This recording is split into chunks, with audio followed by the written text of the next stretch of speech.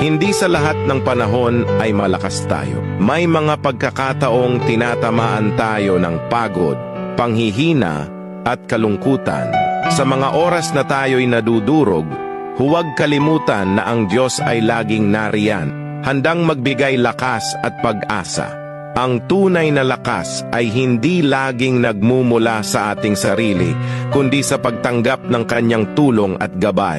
Sa kanyang pagmamahal, muling babangon tayo at malalampasan ng lahat ng pagsubok.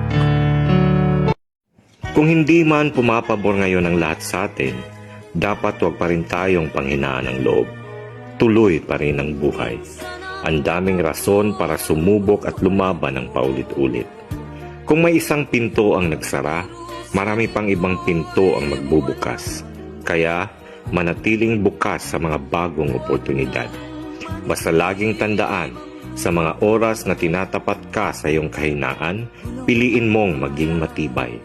Kasi pagbuo ang loob mo, kahit gaano pa yan kahirap, malalampasan mo.